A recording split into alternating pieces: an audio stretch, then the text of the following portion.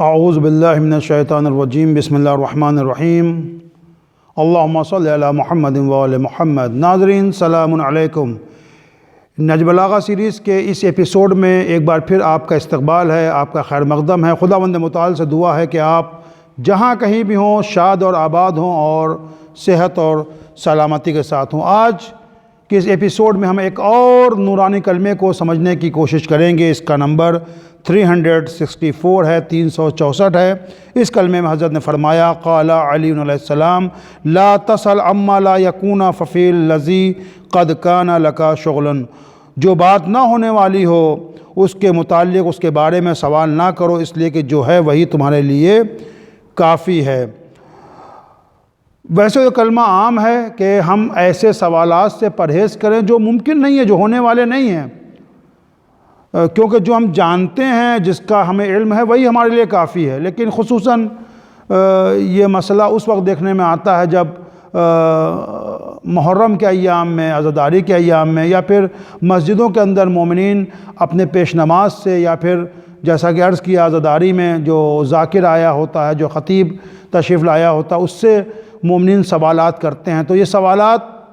حضرت فرما رہے ہیں کہ جو بات بعض اوقات سوال کرنے والے لوگ اس طرح کے سوال کرتے ہیں جو ہونے والے نہیں ہوتے ہیں، جو ممکن نہیں ہوتے ہیں، اور تو حضرت فرمایا کہ ایسے سوالات نہ کرو جو ممکن نہ ہو، جو ہونے والے نہ ہو، کیونکہ جو ہم جانتے ہیں پہلے اس پہ ہم عمل کر لیں، وہی ہمارے لیے حضرت فرما رہے ہیں کہ کافی ہے۔ بیہودہ سوال نہ کریں، یہ اس کا جو ہے خاص مسئلہ ہے کہ بیہودہ سوال نہ کریں۔ ایسا نہیں کہ اس میں سوال کرنے سے منع کیا جا رہا ہے، بیہودہ سوال، بلا مقصد کا سوال کرنے سے روکا جا رہا ہے۔ بہرحال سوال کرنا ایک اچھی عادت ہے، اچھی ہیبٹ ہے، لیکن سوال ایسا ہونا چاہیے جو ہماری مادی یا معنوی زندگی کے متعلق ہو، زندگی جو ہماری چل رہی ہے اس کے متعلق ہو اور ہم کو کوئی فائدہ دے سکتا ہو۔ کیونکہ اگر کوئی انسان، اچھا بعض لوگوں کی عادت ہوتی ہے، ہر جگہ ایک دو لوگ ایسے مل جائیں گے، سوری ٹو سے، بہت ہی افسوسات کہنا پڑتا ہے کہ ہر جگہ، مثلا ہر محلے میں، ہر گاؤں میں، ہر شہر میں، ہر کمیونٹی میں، ہر انجمن میں دو ایک ایسے افراد مل جائیں گے کہ جو اس طرح کے اوٹ پٹانگ سوال کرتے ہیں، یعنی جو کام ہونا نہیں ہے۔ بھائی میرے جو تم جانتے ہو کیا اس پر تم نے عمل کر لیا، وہی آپ کے لیے کافی ہے، اس پہ پہلے عمل کر لو، پھر اتنی ڈیپ میں جانا، پھر اتنی آگے جانا۔ اگر کوئی ایسے سوال میں اپنے آپ کو مشغول کر لے گا، ایسے سوال کرنے کی عادت کر لے گا جو بہت ہی نادر ہیں، بہت کم ہونے والے ہیں،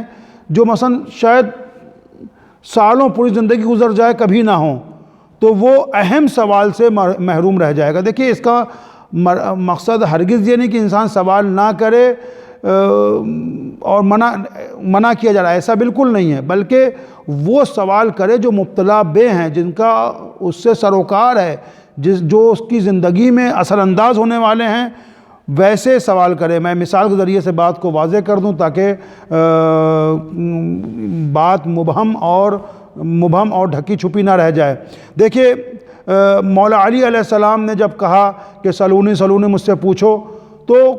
لوگ آئے، کچھ ایسے تھے جو اوٹ پٹانگ سوال کر رہے تھے۔ جیسے سوال کرنے والے نے آپ سے سوال کیا کہ میرے سر میں کتنے بال ہیں، میرے سر میں کتنے بال ہیں، تو ظاہر ہے کہ سر میں جتنے بھی بال ہوں یہ کوئی فائدہ دینے والا اس کو نہیں ہے، فائدہ دینے والا نہیں ہے۔ یا پھر کوئی انسان سوال کرتے ہیں، بعض اوقات بہت ہی دقیانوس ٹائپ کے لوگ کسی جماعت میں، شہر میں مل جاتے ہیں کہ اگر انسان جن سے شادی کر لے تو اولاد جو پیدا ہوگی اس کے احکام کیا ہوں گے، اس کے کیا احکام ہوں گے، اس کے احکام کیا ہوں گے۔ تو یہ بھائی جنات سے شادی کہاں ہو رہی، جب شادی ہو تو آپ بتائیے گا۔ تو رسول خدا نے جو ہے ایک حدیث میں ارشاد فرمایا کہ العلم خزائن مفاتیح السوال، کہ علم جو ہے خزانہ ہے، اس کی چابیاں جو ہیں وہ سوال ہے۔ فاسألوا رحمکم اللہ فإنہ یوجر اربا، تو پھر سوال کرو۔ سوال کرنا جو ہے وہ علم خزانہ ہے، اس کی چابی جو ہے وہ سوال ہے۔ اللہ رحم کرے سوال کرنے والے پر، اور جو کوئی سوال کیا جاتا ہے 4 طرح کے لوگوں کو اس کا اجر ملتا ہے، اس کا فائدہ ملتا ہے، اس کا ثواب ملتا ہے۔ نمبر 1، سوال کرنے والے کو، سائل کو، جب وہ سوال کرتا ہے، اس کے بعد دوسرا جو اجر ملتا ہے، ثواب ملتا ہے، وہ متعلم کو ملتا ہے، جو جواب دیتا ہے اس کو بھی ثواب ملتا ہے۔ تیسرا جو ہے وہ مستمع، جو سننے والا ہوتا ہے، وہ بھی اس سوال کے جواب سے فائدہ اٹھا رہا ہوتا ہے، تو لہٰذا اس کو بھی ثواب ملتا ہے۔ اس کے بعد والمحب لہم، اور جو اسے دوست رکھتا ہے اسے بھی ثواب ملتا ہے۔ اور پھر رسول خدا نے ایک اور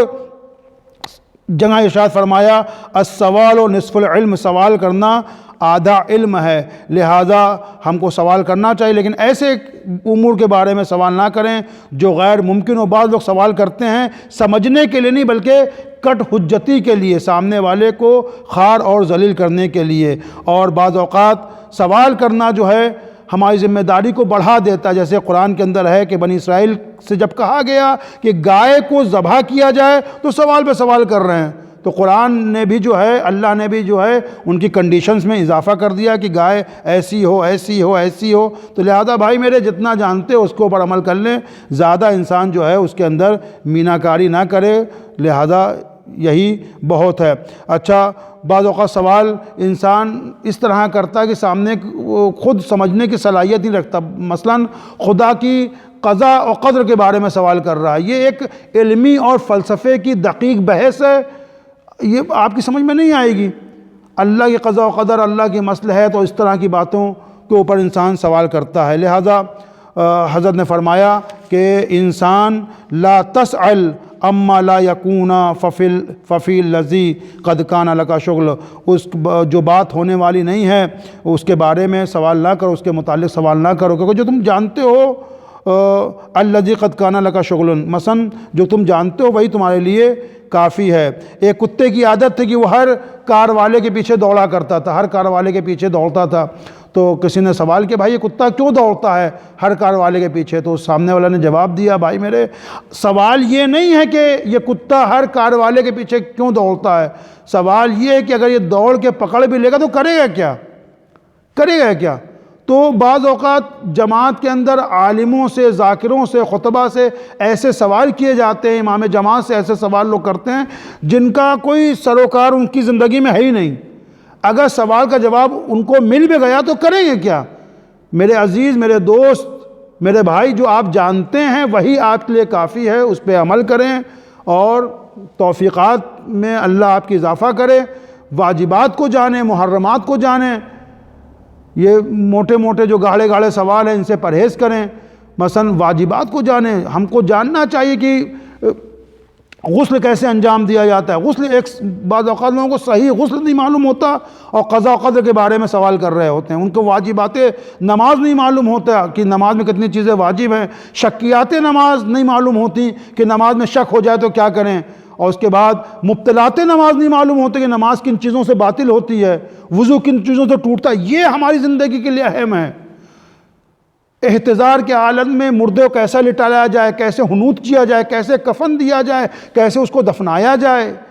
نماز آیات کیسے پڑھی جاتی ہے جب سورج گرہن لگ جائے، یہ سب چیزیں مبتلا بے ہیں ہماری زندگی میں، روزانہ اس کے سروکار ہیں، لہذا اس کے بارے میں سوال کریں، علماء سے پوچھیں، خمس کے بارے میں سوال کریں، ارث کے بارے میں سوال کریں، سب کو مرنا ہے، ہمارے ورثہ میں ہماری میراث کیسے تقسیم ہوگی وہ سوال کریں، نہ کہ غیر متعلق سوال کریں کہ جناب نوح نے جو کشتی بنائی تھی وہ کشتی کتنی چوڑی تھی، کتنی، بھائی جتنی اونچی ہو تم سے کیا مطلب، کون سی لکڑی لگی، شیشم کی لکڑی لگی تھی یا ببول کی لکڑی لگی تھی؟ بھائی شیشم کی لگی تھی تو کیا مطلب، اور ببول کی لکڑی جناب نوح نے استعمال کی تھی کیا مطلب، کیا فائدہ ہوگا آپ کا؟ تو لہٰذا اس طرح کے سوال سے حضرت نے فرمایا پرہیز کیا جائے، کیونکہ جو تمہارے پاس ہے وہی کافی ہے۔ خداوند متعال سے دعا ہے کہ ہم کو علماء اور خطبہ اور ذاکرین کی عزت کرنے کی توفیق عطا فرمائے اور ہم ان سے وہی سوالات کریں جو ہماری زندگی سے متعلق ہوں۔ اگر آپ کو لگتا ہے کہ باتیں اچھی ہیں اور دوسروں تک یہ پہنچنا چاہیے تو ان کو دوسروں تک پہنچانا ہماری مدد کریں۔ والسلام علیکم ورحمۃ اللہ وبرکاتہ۔